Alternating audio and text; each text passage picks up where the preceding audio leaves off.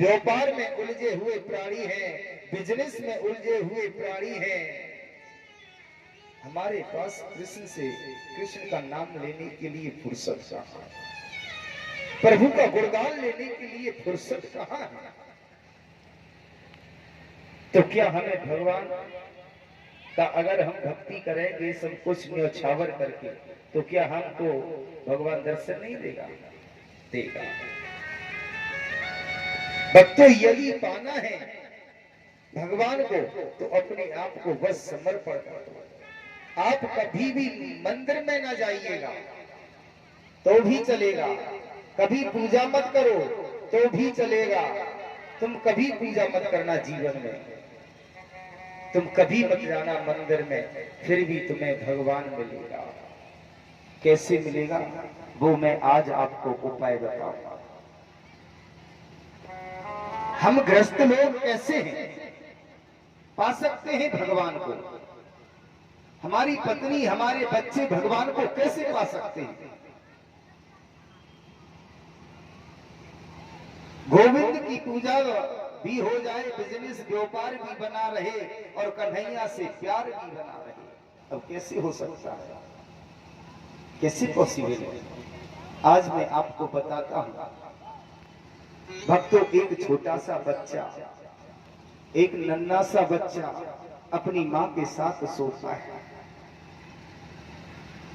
उम्र में केवल अभी 7-8 महीने जमीन पर गिर जाता है। 7-8 महीने का बच्चा है, छोटा बच्चा है। अब वो बालक नीचे जमीन पर गिर गया तो क्या वो ऊपर चढ़ सकता है? नहीं चढ़ सकता है। भक्तों, वो खुद तो चढ़ नहीं सकता है, परंतु क्या कर सकता है? वो मां तक कैसे पहुंचेगा? क्यों भक्तों? बच्चा नीचे गिर गया है जमीन पर, तो बच्चा मां तक कैसे पहुंचेगा? कैसे पहुंचेगा? मां का ध्यान अपनी ओर आकर्षित कैसे करेगा? रोएगा, चिल्लाएगा, बोल तो नहीं सकता है, सिर्फ रो ही सकता है। तो भक्तों, जब मां उसके रोने की आवाज सुनेगी तो जरूर उसको उठाएगी और उठा करके फिर से अपनी छाती से लगा करके सुलाएगी। क्योंकि गिर गया है तो चढ़ तो नहीं सकता है, उसकी बाजुओं में इतना दम नहीं है, पैरों में इतना दम नहीं है कि खुद चढ़ जाए, मां के पास पहुंच जाए। जैसे वो बालक रोकर अपनी मां का ध्यान अपनी ओर आकर्षित कर सकता है, बस उसी प्रकार जब भक्त रोता है ना, तो भगवान का ध्यान स्वयं अपने भक्त की तरफ चला जाता है कि मेरा भक्त कहीं रो रहा है, क्यों ना मैं अपने भक्त की सुध लूं जाकर। स्वयं मेरा कन्हैया चला आता है, खिंचा आता है। भक्तों, हम लोग रोना बहुत अच्छा जानते हैं, परंतु हम वस्तुओं के लिए रोते हैं, धन दौलत के लिए रोते हैं। यदि गोविंद के लिए रोना अगर जिस दिन आप सीख जाओगे ना भक्तों, तो मैं आपसे प्रार्थना करता हूं, मेरी मां, मेरे भक्तों, भगवान को सोना चांदी हीरे की जरूरत नहीं है।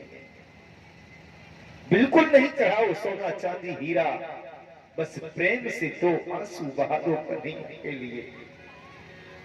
2 आंसू काट करके चढ़ा दो, आपने तो सब सोना चांदी हीरे सब चढ़ा दिए। वही हीरे मोती बन करके भगवान के चरणों में चढ़ जाए। इससे ज्यादा कोई कीमती चीज नहीं हुआ करती है। जो भक्त भगवान के आंसू, भगवान के लिए आंसू बहाते हैं ना भक्तों, भगवान उन्हें जल्दी प्राप्त हो जाते हैं। याद रखना, इस कलयुग में यदि भगवान को पाना है तो जैसे गोपियों ने रो रो करके भगवान को प्राप्त कर लिया। एक छोटा सा बच्चा, आपने देखा होगा, जब वो खिलौना मांगता है अपनी माँ से, जब माँ मेला घुमाने के लिए ले जाती है बच्चे को, तो बच्चा किसी खिलौने को देख करके रोने लगता है और माँ से कहता है कि माँ, मुझे खिलौना दिला। बड़ा रोता है। जब बच्चा रोता है तो मां न चाह करके भी बच्ची को वो खिलौना दिलाती है, दिलाती है बच्ची को। अरे भाई, बिना रोए बच्ची को खिलौना नहीं मिल सकता है 20 रुपए का, तो बिना रोए तुम्हें भगवान भला कैसे मिले? रोना तो पड़ेगा भक्तों। अच्छा ये बताओ, मीराबाई रोती थी या नहीं रोती थी? रोती थी ना? किसके लिए? कृष्ण के लिए। अगर मैं आपसे कहूं कि रोइए आप, अब मैं आपको कह रहा हूं रोके, रोइए, तो संभव नहीं हो सकता है कि आप रो, संभव ही नहीं है कि आप रो जाओगे। रोया कब जाता है मेरी माँ? जब कृष्ण के प्रति प्रेम हुआ करता है, भगवान के प्रति जब प्रेम हुआ करता है, तब स्वयं रोना आता है। जो भगवान का सच्चा प्रेमी हुआ करता है ना, तो आप उससे बिल्कुल भी मत कहो रोने के लिए, वो स्वयं रोता है, स्वयं आंसू निकल के।